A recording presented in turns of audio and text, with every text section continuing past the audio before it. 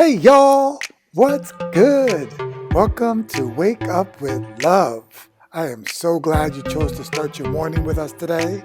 This is a sacred space cultivated with spirit, heart, and purpose, designed to support you in becoming the greatest expression of the massive blessing you came into this world to be. So let's get into it.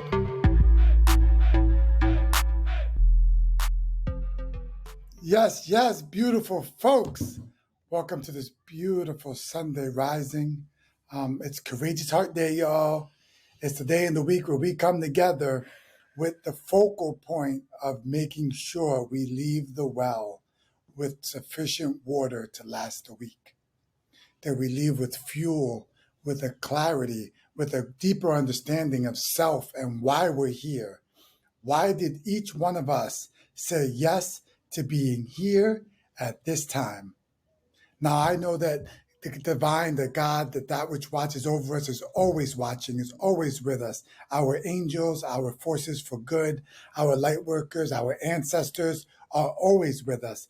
But in moments like these, we say a prayer so that we will remember how deeply surrounded and protected we are. And so I would like to do that with you now. And because the Courageous Heart has people from around the world celebrating together, they may celebrate in different languages, may celebrate, call gods and the divine in different names, may celebrate in different postures and different ways and different forms, because we're all here together under one umbrella, understanding that each one of us has God within us.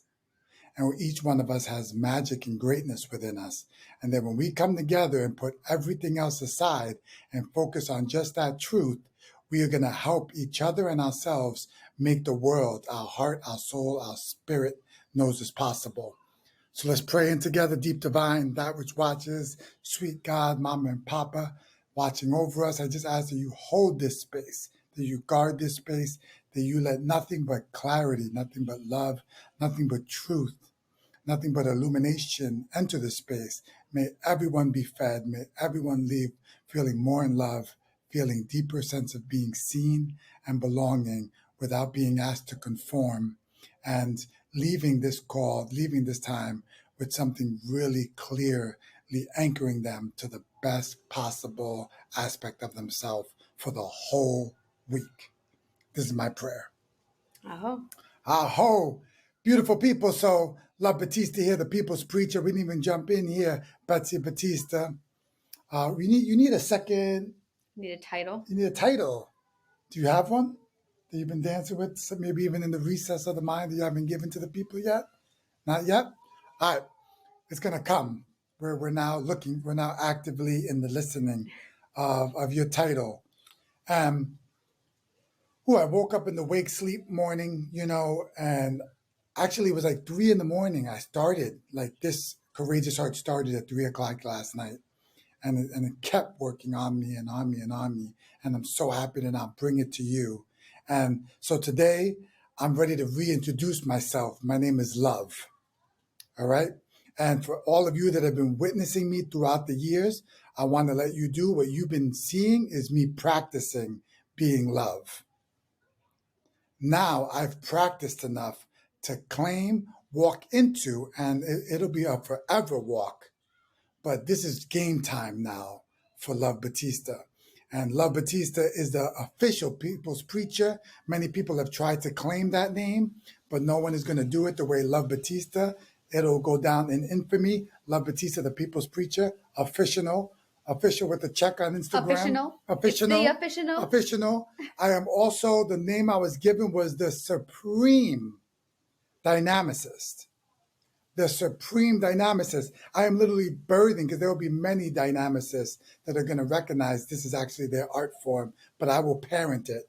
I will bring it into becoming right now in front of you. And that's what this body of work is. What are you doing? What are you grabbing for? I want you to say it again. What do they call you? The Supreme Dynamicist. You're supposed to do the drum roll before I speak, though, right? Can we do that again? Drum roll. What do they call you? The Supreme Dynamicist. That's the way it goes, right? The drum roll.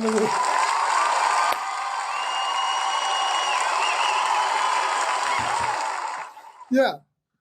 Act like you heard, y'all, because listen, on the Wake Up with Love and within the Giagi Network, we are the only place where you are going to break face, break form, and celebrate the yourself to the greatest possibility. You are going to speak to the genius and the love and the greatness that you are, and you are going to be celebrated. And then when you're done, we're going to be like, really, that's it? There's more in there. There's more in that tank. We'll take that because that was probably a stretch for you, but for us witnessing you, you're just warming up. And we want all of you. And where else can you go? Where else can you go right now in your life and claim absolute amazingness and not see people shrink? It doesn't exist. And that's why we exist, for you and for us. So when I say that, I'm working the muscle. But I'm going to play. What was that? Please keep the pit. Oh. No. All right. That was behind us. Keep wow. Going. All right, beautiful. Ooh, so let me just take a breath, be with you. So let me tell you what the Supreme, we need like I need a drum roll every time. The Supreme Dynamicist is. And that means is that life is dynamic when we make room for death to be present in it. When we make room for all the death, because in every creation, there is a death process. And it is only us that want to close our eyes to that. And in a culture and in a mind frame that actually wants us to like pretend that death isn't coming, it actually gets life out of balance, out of perspective. It distorts life.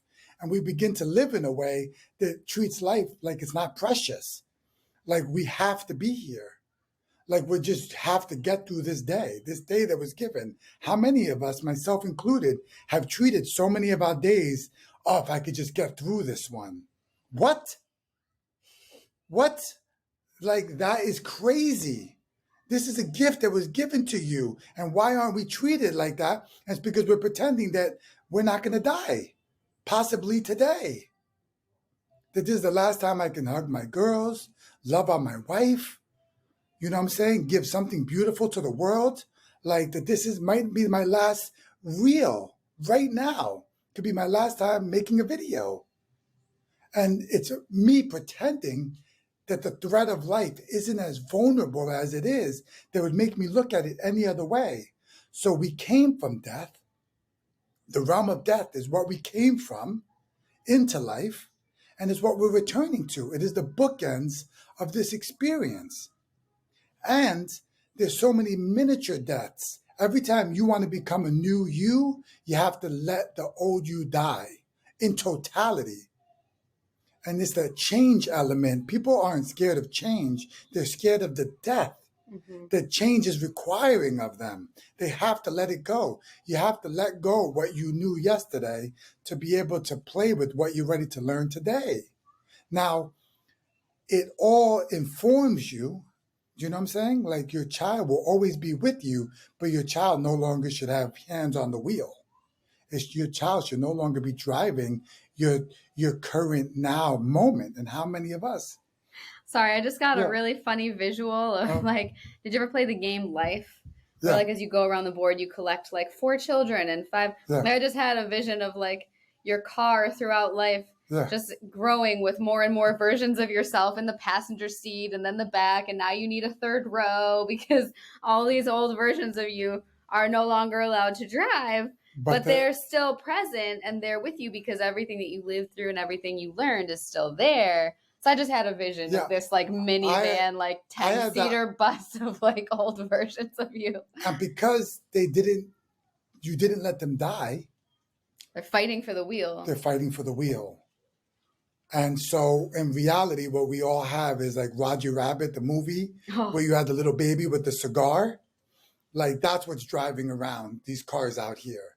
Like it's like these children in grown-up bodies. In grown-up bodies having fits, throwing fits. Because of the culture we were born into, it never brought us like ancient cultures. They didn't do that. They really honored the seasons of life. And they had rites of passage for each season. And they helped you naturally release the young boy into the young man and the young man into the man and the man into the husband. And that's why we have so much like complexity in marriage, because so many married, and I talk about men because that's one of my passion points, but we have so many men that never let the single man go. And so they're trying to be single men and married men at the same time. And it's creating a lot of havoc where you let the single man die, you elevate the union, and now a whole new possibility is available. When you become fully immersed in husband, a whole new call on life happens, because then you're going to want to be the best man you can be. You're going to want to be the best man because now you're thinking of more people. And then it happens again. The husband dies and the father is born. And now you're thinking of your partner, and your first child, your second child. And as responsibility grows, so does the call for a more productive you, to remove more and more of the things that are taking you away from holding the profundity of that role with grace and love and compassion and showing up. And I promise you, in the moments when I show up in the greatest role, like my body is like, or I look over and I see my children sleeping peacefully, and my wife does this, like, I'm just so thankful that I allowed those deaths to take place, and I can be fully in the love of what's possible now. And that's a deeper, but so these are the deaths, and for women too, the young girl, and when the menstruation starts, and then it's a brand new person, and it needs to be a let go, and it's not in our culture. And I think some cultures, as they touch on it, but not in the same clarity that the ancient ones. Mm-hmm. So, so I want you to give death a place at your table, folks, because it's there. Ancient ones said that it's like, I think on your left side, someone correct me, but it's on one of your sides, and it's within hand on your shoulder. Like death is like, I think over your left shoulder, and it's within the distance that it can touch your shoulder at any point. That's how close it is walking with you. And when you honor it, what it's there for, to tell you, love this moment, love. Own this moment, love. Love is what you're paying attention to, worthy of this moment. With me so close to you, do you really want to watch that movie instead of go write that book? Do you really want to sit on the couch right now instead of go do something amazing with someone? Do you really want to like do that instead of play with your children? Like, it's always asking you to validate it. So, because it makes the moment more precious when you recognize it can pull it from you in a second. Mm-hmm. Betsy was saying last night, one of her teachers was reminding her that every night tribes would say, like, you die at night and then you're reborn in the morning. Every morning is a gift to you because you didn't have to wake up. You didn't have to come back from the spirit world. And I said the prayer last night about, Lord, if I die before I wake, I pray to you my soul to take. If anyone's going to get my soul, you better be first in line. First to the soul. First to the soul. Like, please be first to the soul, because I know there's other things that would love access to that. But this is your soul. This is within your care. And that was really beautiful. But then I wanted to add, and if you grant me another day, let me wake with the recognition that you gave me another day, and let me use it in alignment with your prayer on my life, not my selfish desires or my lower vibration thinking or energy or programming. Let you have my day. So, man, we just went to town, and this is what the courageous heart is. Yeah. We go right to the bag. And the third thing is the supreme dynamicist is 11 minutes of liberation. If a person comes with a courageous heart and an open mind, I will set you free from whatever's tangling you, because it's not true. And we just have to figure out when it started, when it got its grips on you, how it's been manipulating you, how you're going to cut it free, and what you're going to begin doing today is going to continue to reinstate your authority, your sovereignty, your authenticity in the matter. You're going to get new habits. So not only are you going to get liberated, but you're going to get a very simple practice and walk that's going to help you keep that sovereignty and that liberation. And that's what that's what love is asking of the world right now. Everything I'm doing, I want to practice that with you. And I'm really excited to have this opportunity, to have the clarity, to be able to call in the bigness, call in death to my life, give it the seat at the table. And the last thing about that is, as death is in my table, so is the innocence of the child that is me, and so is the elder I'm becoming. Whether I die tomorrow or not, there is a 90-year-old me as a possibility, asking me to make certain choices to make me reach that reality. And it's consulting me, and so is the child. And they understand that I have the throne of this moment, but they are my counsel, and I honor them. I honor death. I honor my elder, my child, and every me in between. I think that's an important point too, because I think when people think about death, they think of it as this aspect of me is dying and it's just gone. Like I have to like let it go forever. And it's like, no, I love the image of the car of like, okay, this part of me was once in the driver's seat and now it's just riding shotgun, right? Yeah. Like it carries wisdom, it carries experience, it carries important input and aspects of myself that I take with me everywhere I go. And yet this new aspect of me is driving the car. Yeah. This new identity, this new area of life is stepping in to lead now. Yep. And I think that can be a comfort to people of like, when you allow yourself to die and be reborn into a new role or a new aspect, you're carrying what's the relationship you have to what you're carrying with you. It's just different. Yeah. As opposed to fighting for the wheel. It creates so much peace. Yeah. And it's already so. It doesn't change. It's just like I tell people, our power doesn't diminish because we're asleep at the wheel. Mm-hmm. If you're driving on the highway and you fall asleep for 30 seconds and you wake up, the car didn't become less dangerous because you were asleep. You just were no longer able to steer it away from danger. Mm-hmm. You were no longer witnessing the road and making sure that you got to your destination safely, or that you had a positive impact on the world. And so that's my level of thought. We are infinitely powerful. You, no matter what your story is, you are a powerhouse. You have the crown of consciousness and the opportunity in this moment to choose how to use it, and what you think you will create.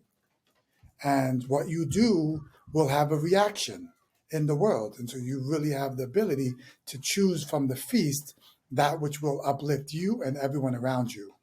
You always have that choice. If you do what we're speaking and we continue to explore this together, mm-hmm. because we all have pieces of this puzzle. This is just an aspect. Mm-hmm. I am the dynamicist. I make things dynamic by honoring the death process. Mm-hmm.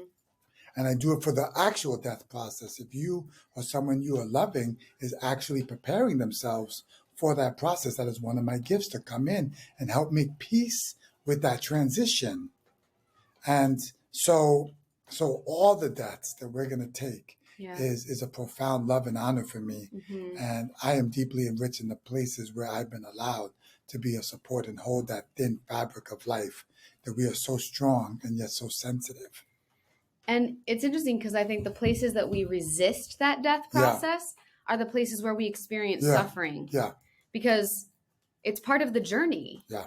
And when we resist and we fight against it, it just makes it harder, and we don't get to reap the benefit. And so having support sometimes through that too, if you're like, I'm resisting this on my own, like having someone with their hand on my back might help me to surrender into this a little more. And if you look at the people you admire, when you look at most of the people that you admire that did big things, that changed the world, they carried that with them. They carried the death threats. The whole family had to carry it. They knew that they were willing to trade the most valuable thing they had for the belief or the dream that they were carrying. Yeah. It was just what they were willing to pay. Mm-hmm. And because that, they were unstoppable. They were unstoppable, and they became very dangerous. Well, it's ironic because even in their deaths, it's like you couldn't stop it. The works that they did were almost magnified, and that's what drives now they're people, this martyr. Yeah, That's what drops the people crazy. When you see it, you know you get can't them stop. out of here. Nothing you can do could stop it at that point. It's already because it's the truth unfolding at that point. It's love unfolding itself. So there's no way to stop love unfolding. So no matter what you do, they know they're just going to amplify it. And so I don't want, but if enough of us do it at the same time, we become the dragon with 1,000 heads. And then they can't even try what they were doing in the past. They just have to watch the tsunami of love, embrace them. The dragon of love. It's a tsunami. It just comes up, rolls over you and takes you away. And some may cling to the shore and some may fight for the old way of control and power over. But most of us are hopefully going to have the grace to let go and let it happen because we were already willing to be in the embrace of the death-life balance and the let go balance and understanding. Yeah. So this was the Courageous Heart for today. I'm so thankful you leaned in with us. We're going to end at 22 minutes. That means 2 11s. That means we were the ones we were waiting for squared. And so communicate with us. How did this bounce off your heart? How did this land on your heart? How do you interact with that? How do you interact with the transformations of life? How does your culture or relationship to your religion deal with this?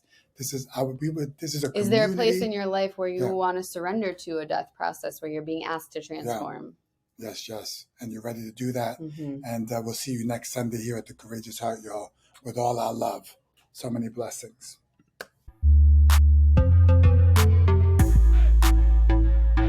All right, beautiful people. Thank you for listening. If you were moved by what you heard today, you know what to do. Like it, share it, spread the love around. Until next time.